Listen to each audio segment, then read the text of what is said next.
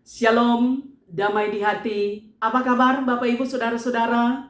Puji Tuhan, berjumpa lagi dengan saya Pendeta Tirsata Iras, Pendeta Jemaat di Gemim Sentrum Manado yang akan membagikan kebenaran firman Tuhan dalam kitab pertama Korintus pasal 10 ayat 14 sampai 33 dalam tema mengucap syukurlah untuk kemuliaan Allah. Saya berharap dan berdoa dimanapun Bapak Ibu Saudara-saudara berada, kiranya tetap mengalami kasih dan kebaikan Tuhan, sehingga selalu sehat, kuat, tetap semangat, bersuka cita senantiasa, dan selalu bersyukur kepada Tuhan. Sebelum kita membaca dan merenungkan kebenaran firman Tuhan, mari berdoa. Dimuliakanlah Engkau, Bapa, Anak, dan Roh Kudus, Allah Tritunggal, Allah kami yang esa, yang senantiasa menyertai kami.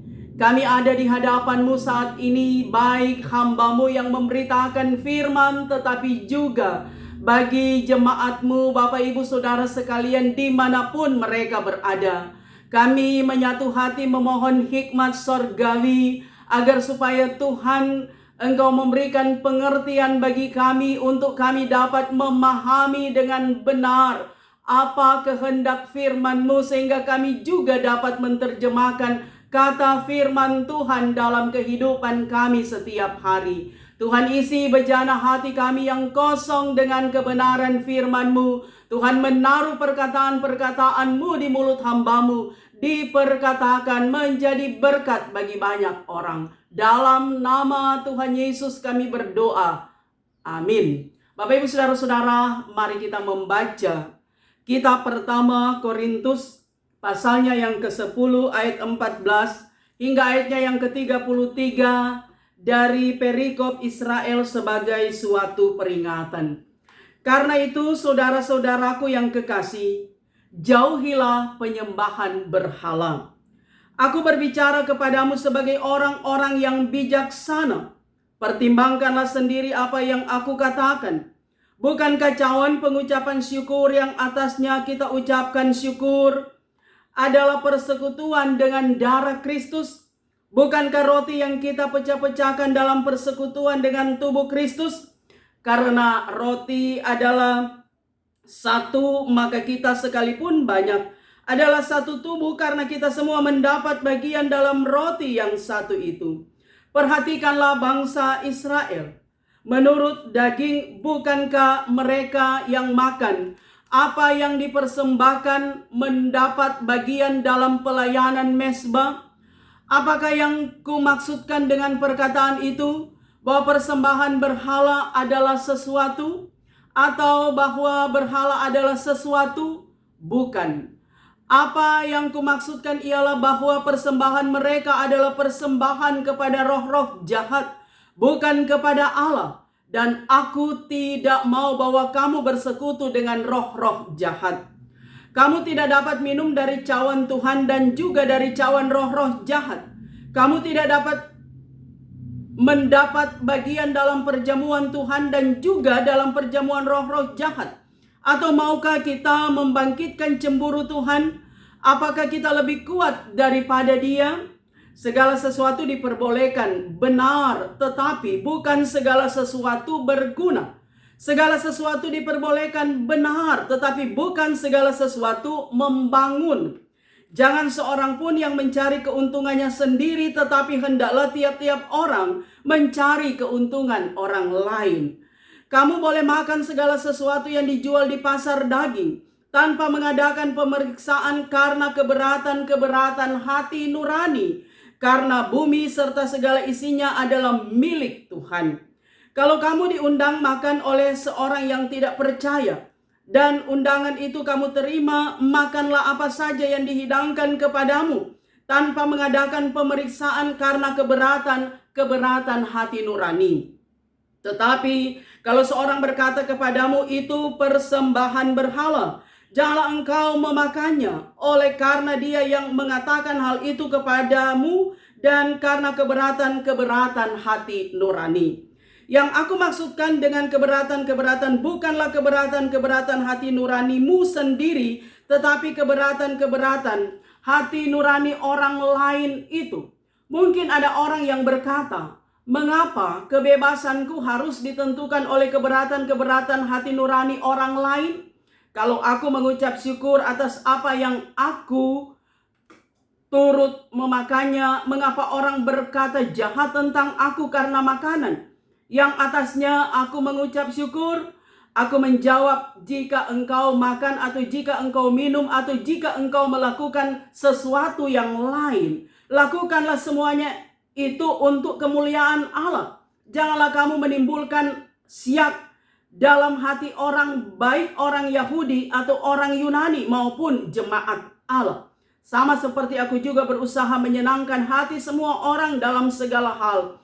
Bukan untuk kepentingan diriku tetapi untuk kepentingan orang banyak, supaya mereka beroleh selamat. Demikianlah pembacaan firman Tuhan.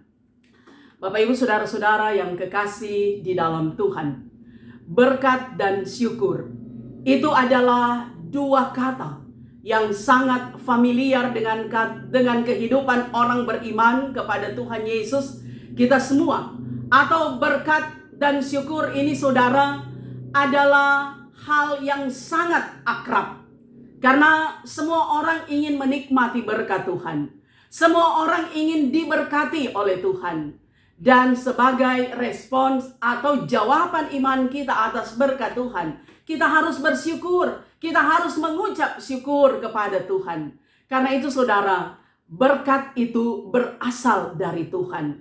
Oleh karena itu setiap pemimpin ibadah ketika menyampaikan berkat selalu begini kan? Dari atas ke bawah. Dari Tuhan kepada umat. Dari Tuhan kepada jemaat. Dan syukur itu dari bawah. Syukur itu dari umat, dari jemaat kepada Tuhan. Artinya, setiap orang percaya bersyukur kepada Tuhan, mengucap syukur kepada Tuhan karena begitu banyak berkat yang Tuhan hadirkan dalam perjalanan kehidupan kita. Karena itu saudara yang kekasih, kita percaya bahwa Tuhan memberkati kita. Dan berkat Tuhan itu bukan saja untuk hal-hal yang menggembirakan hati, hal-hal yang menyenangkan. Berkat itu bukan saja di saat kita sukses berhasil, tapi terkadang saudara berkat itu kita nikmati dikala kita bergumul. Berkat itu kita nikmati ketika kita gagal. Sebab segala sesuatu diizinkan Tuhan untuk kita nikmati, supaya itu semua membentuk kehidupan kita mengakui kedaulatan Tuhan. Sebab senang atau susah, gembira atau sedih, itu semua punya maksud. Tuhan punya rencana dalam kenyataan yang kita hadapi. Karena itu kita tetap bersyukur, mengucap syukur dalam segala sesuatu, dalam segala situasi. Ketika kita menikmati berkat Tuhan di tengah-tengah kehidupan kita di kefanaan dunia ini. Nah, karena itu saudara yang kekasih, perenungan kita saat ini dengan tema mengucap syukurlah untuk kemuliaan Allah. Saudara yang kekasih, mengucap syukur itu adalah lifestyle, gaya hidup orang Kristen. Mengucap syukur demi hormat, demi kemuliaan Tuhan Allah. Bukan untuk manusia, bukan untuk kepentingan kita, tapi untuk kemuliaan dan hormat bagi Tuhan. Nah saudaraku yang kekasih, bersama-sama kita sudah membaca, mendengar kisah Alkitab dalam kitab pertama Korintus. Dikatakan bahwa kota Korintus adalah kota yang sangat besar di masa itu. Kota pelabuhan yang ramai, kota perdagangan dan kota perniagaan yang ramai juga. Sehingga dikatakan banyak orang datang berkunjung di kota Korintus. Sehingga tidak menutup kemungkinan bahwa ada banyak filsafat-filsafat, ada banyak ajaran-ajaran, ada banyak dogmatika-dogmatika, dan segala sesuatu masuk keluar di dan dari kota Korintus. Nah, saudara-saudara, sebagai kota metropolitan yang sangat populer di masa itu, di kota Korintus ada kuil-kuil penyembahan terhadap dewa-dewa. Sehingga orang-orang Korintus di satu pihak mereka menyembah kepada dewa, tetapi orang Kristen yang ada di Korintus mereka menyembah kepada Tuhan. Namun karena ada goncangan-goncangan iman, karena ada pengaruh-pengaruh dengan masyarakat sekitar, sehingga hal itu membuat terkadang mereka ada dalam situasi yang dilema, menyembah Tuhan, tapi juga menyembah kepada berhala, terutama lagi soal makanan. Nah, perlu diketahui saudara, bahwa jemaat Kristen yang ada di Korintus, mereka adalah buah pelayanan dari Rasul Paulus. Ketika Paulus ada di kota Korintus, dia memberitakan Injil, dan banyak orang yang menjadi percaya kepada Yesus. Karena itu saudara, Paulus dia merasa terpanggil bertanggung jawab dengan iman jemaat Kristen yang ada di Korintus. Ketika mereka dihadapkan dengan ajaran-ajaran yang menyesatkan mereka, dengan pengaruh-pengaruh yang membuat iman mereka goyah, maka Rasul Paulus dia menulis surat menyampaikan wejangan nasihat kepada jemaat di Korintus. Kita melihat di ayatnya yang ke-15 bacaan kita, Paulus katakan, "Aku berbicara kepadamu sebagai orang-orang yang bijaksana." Jadi Paulus dia memberi nasihat itu berdasarkan kebijaksanaan yang ia miliki. Artinya orang yang bijaksana adalah orang yang tahu membedakan mana yang baik boleh dilakukan dan mana yang tidak baik tidak boleh dilakukan. Itu orang yang bijaksana. Sebab orang yang bijaksana adalah orang yang mencintai Tuhan, orang yang takut akan Tuhan. Dengan kata lain, orang yang bijaksana adalah orang yang memiliki hikmat. Nah, Paulus dia memiliki hikmat. Dia orang bijaksana. Dia menyampaikan nasihat-nasihat kepada jemaat Kristen yang ada di kota Korintus. Karena saudara, di kota Korintus ini berkembang tentang kehidupan yang lebih mengutamakan kehidupan duniawi. Bahwa ada orang-orang kafir di sana, mereka menyembah dewa-dewa atau patung-patung yang kelihatan. Kemudian juga persoalan yang terjadi di sana, bahwa ada orang yang menyombongkan diri. Mereka dikuasai oleh roh Tuhan, sehingga mereka bisa berbahasa roh, dan mereka merasa bahwa mereka yang paling hebat. Bahkan juga tentang soal makanan yang haram dan halal, yang diperbolehkan dan tidak diperbolehkan, yang bisa dimakan dan tidak bisa dimakan. Dan terutama lagi tentang moralitas, kehidupan duniawi yang lebih mementingkan keinginan-keinginan duniawi lebih daripada keinginan Tuhan. Nah, itu yang berkembang sehingga jemaat yang ada di kota Korintus ini, mereka mulai goyah iman mereka. Nah, dalam situasi yang demikian, Rasul Paulus dia memberikan penguatan bahwa jemaat telah minum anggur sebagai tanda darah Kristus yang ditumpahkan.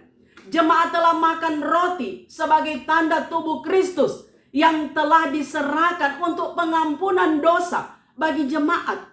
Karena itu saudara, Paulus mau katakan bahwa mereka telah menyatu dengan Kristus, percaya kepada Tuhan Yesus, sehingga hidup mereka fokus kepada Tuhan Yesus. Jangan sampai diombang-ambingkan oleh ajaran yang menyesatkan, oleh tradisi, oleh budaya yang berkembang di masa itu, terutama lagi soal makanan. Nah, karena itu saudara, Rasul Paulus dia memberikan penguatan, dia memberikan nasihat agar supaya jemaat Kristen yang ada di kota Korintus, mereka tetap pada pendirian mereka, yaitu menurut kebenaran Injil yang ia sampaikan dan melakukan apa yang Tuhan kehendaki. Nah, Paulus katakan segala sesuatu diperbolehkan, tetapi segala sesuatu, bukan segala sesuatu itu berguna. Segala sesuatu itu diperbolehkan, tapi tidak semua membangun. Nah, saudara-saudara, dalam situasi seperti ini, Rasul Paulus dia mau katakan supaya orang Kristen mereka memberi warna. Artinya mereka bisa memilih mana yang baik boleh dilakukan, mana yang tidak baik tidak boleh dilakukan. Terutama saudara, penyembahan mereka jangan bercabang, jangan kepada Tuhan, juga jangan kepada berhala, karena itu berbahaya. Kalau kita melihat pasal 10 ayat 1 sampai ayatnya yang ke-13, itu adalah gambaran orang Israel yang percaya kepada Tuhan, tapi juga Mereka menyembah berhala, mempersembahkan kepada dewa-dewa makanan mereka. Nah, karena itu bangsa Israel terkenal dengan bangsa yang tegar tengkuk, keras kepala, suka memberontak, dan berefleksi dari bangsa Israel kehidupan mereka. Maka Rasul Paulus mau katakan, orang percaya kepada Yesus jangan mendua hati. Jangan kepada Tuhan dan jangan kepada berhala. Karena Tuhan itu adalah Allah yang cemburu. Di ayatnya yang ke-20 bagian B dikatakan, dan aku tidak mau bahwa kamu bersekutu dengan roh-roh jahat. Nah, saudara-saudara, kamu tidak dapat minum dari cawan Tuhan dan juga dari cawan roh-roh jahat.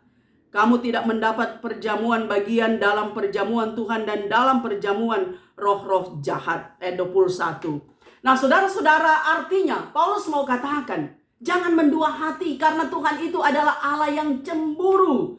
Allah ingin supaya orang yang percaya kepadanya betul-betul konsentrasi penyembahan kepada Tuhan.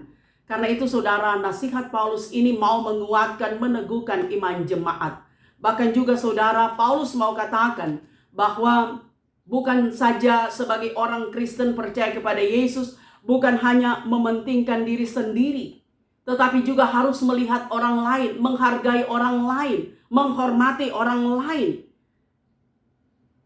Di ayatnya yang ke-32, janganlah kamu menimbulkan syiak dalam hati orang, baik orang Yunani, orang Yahudi, atau jemaat Allah. Syiak ini artinya cemburu. Atau dalam Kamus Besar Bahasa Indonesia, kita melihat bahwa syiak itu adalah curiga dan sanksi juga kurang percaya. Nah, kehadiran orang Kristen jangan menjadi syiak, jangan menjadi batu sandungan bagi orang lain. Tetapi Paulus mau katakan bahwa kehadiran mereka itu memberi rasa, memberi warna yang baik, yang menyenangkan Tuhan, tapi juga jadi berkat bagi banyak orang. Orang Yahudi, orang Yunani, orang-orang yang ada di sekitar mereka. Nah, saudaraku yang kekasih di dalam Tuhan, sekali lagi kita dihentar melalui tema mengucap syukurlah untuk kemuliaan Allah. Mengucap syukur seperti yang saya katakan tadi adalah respons, jawaban iman kita atas segala berkat Tuhan. Karena tidak dapat dihitung terlalu banyak berkat yang Tuhan hadirkan dalam kehidupan kita. Maka jawaban iman kita adalah bersyukur, mengucap syukur, memuliakan Tuhan di atas segalanya. Saudara, memang dewasa ini atau zaman now, zaman digital sekarang ini saudara, berhala itu bukan lagi seperti di zaman bangsa Israel atau gereja mula-mula.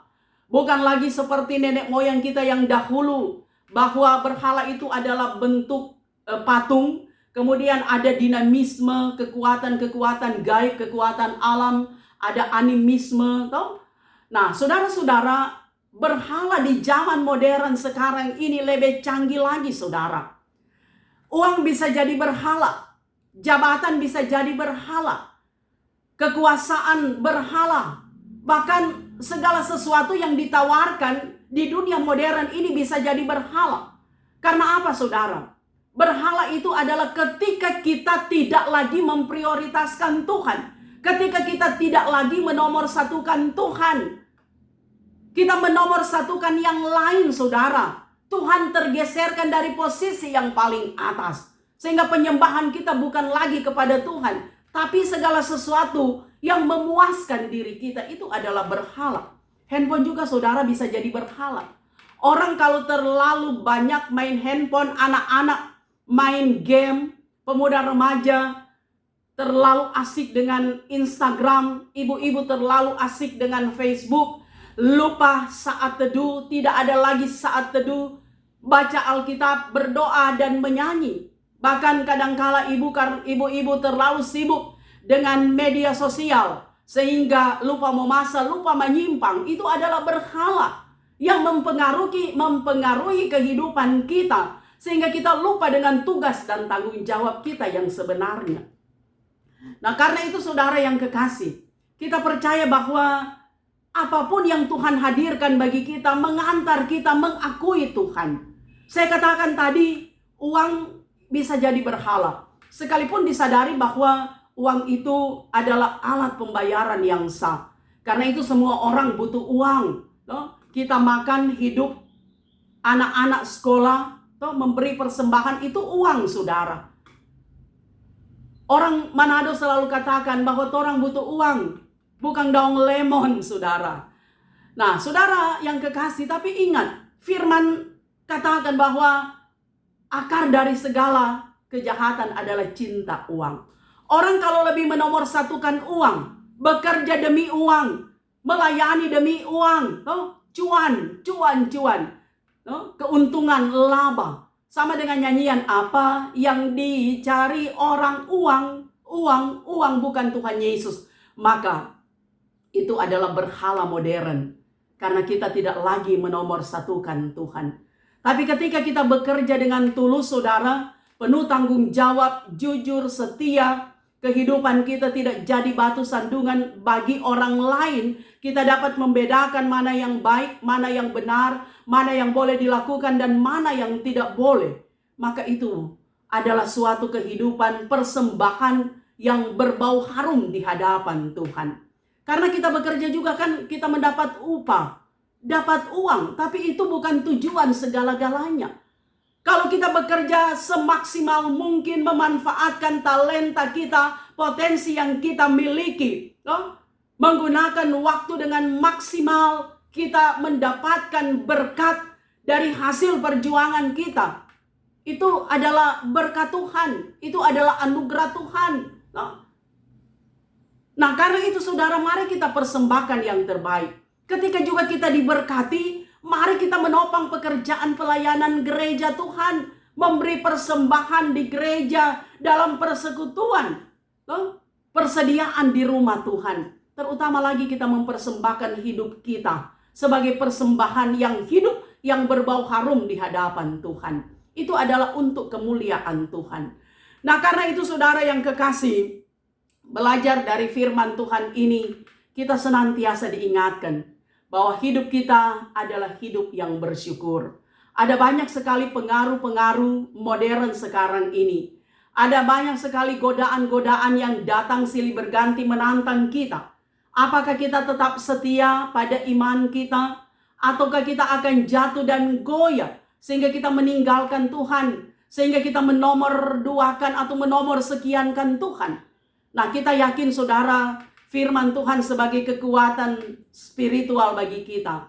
Terus mendorong kita, terus mengingatkan kita, terus mengarahkan kita. Supaya Tuhan di atas segala-galanya. Kita mempersembahkan yang terbaik untuk Tuhan. Baik pribadi kita, keluarga kita. Kita beri yang terbaik untuk Tuhan. Karena hidup ini adalah milik Tuhan.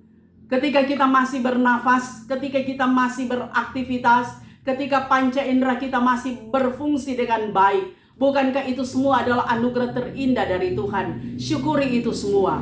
Dengan talenta, dengan waktu, dengan kecakapan yang Tuhan beri, mari semua kita berdayakan potensi yang kita miliki untuk hal-hal yang bermanfaat, untuk hal-hal yang berfaedah, untuk hal-hal yang menyenangkan hati Tuhan. Jangan duakan Tuhan. Karena sedangkan manusia ketika diduakan cemburu, apalagi Tuhan. Tuhan Allah itu adalah Allah yang kudus. Allah tidak menghendaki manusia hidup dalam dosa. Bagaikan air dan minyak, tidak akan senyawa, tidak akan bersatu. Maka demikian pun yang baik dan jahat tidak akan pernah senyawa, tidak akan menyatu.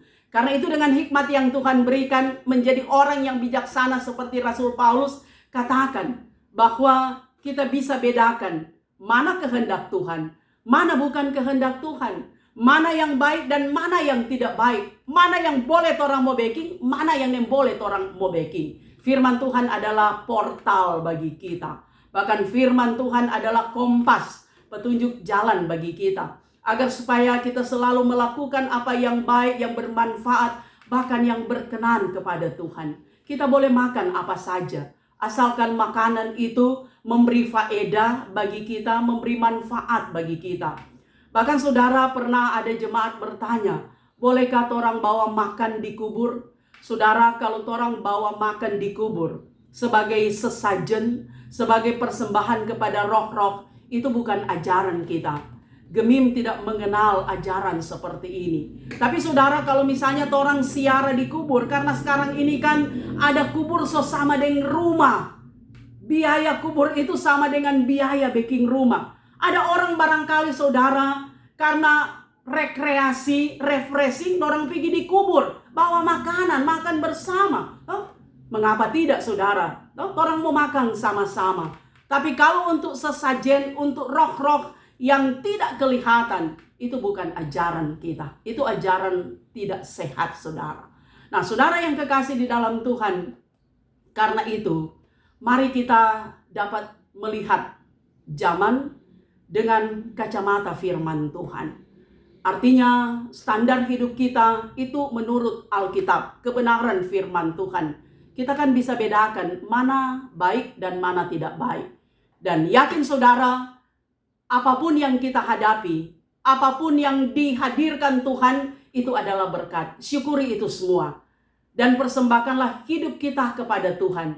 Ketika kita diberkati dengan segala sesuatu, seperti yang saya katakan di awal juga, bukan cuma di saat senang, di saat susah, tapi dalam segala situasi, mari orang bersyukur kepada Tuhan. Kehadiran kita di rumah Tuhan dalam persekutuan beribadah, itu juga merupakan respons jawaban iman kita untuk kemuliaan bagi nama Tuhan. Karena itu Bapa, karena itu saudara, Bapa di sorga memberi berkat, maka kita umat yang percaya kepadanya tetap mengucap syukur. Kiranya Tuhan memberkati kita semua dengan limpah-limpah ruahnya. Berkat kesehatan, berkat umur panjang, berkat-berkat yang lain yang memang Tuhan siapkan dari setiap kerja keras, perjuangan dan doa kita. Tuhan Yesus memberkati kita semua. Mari berdoa. Terpujilah Engkau Tuhan atas segala apa yang Engkau beri bagi kami. Firman-Mu menguatkan, meneguhkan iman kami. Kiranya kami mampu ejawantakan firman ini dalam hidup kami. Kami mampu bersyukur atas segala berkat Tuhan. Tuhan dipermuliakan dalam segala situasi kehidupan kami. Sebab konsentrasi hidup kami hanya kepadamu yang menjadikan segala-galanya. Kami percaya kehadiran kami bagi banyak orang di komunitas manapun. Itu tidak menjadi batu sandungan, tapi jadi berkat, jadi kegembiraan dan sukacita sehingga Tuhan dipermuliakan. Ini kami yang berdoa Bapa, dalam nama Yesus kami bermohon. Haleluya. Amin. Bapak Ibu Saudara-saudara, demikianlah kebenaran firman Tuhan. Saya Pendeta Tirsata Iras bermohon kiranya Bapak Ibu Saudara-saudara terus mendukung YouTube channel Tirsata Iras dengan cara nonton video, dengarkan kebenaran firman Tuhan, tekan tanda subscribe, like, dan jika berkenan bagikanlah video ini di media sosial yang Bapak Ibu Saudara miliki. Tuhan Yesus memberkati.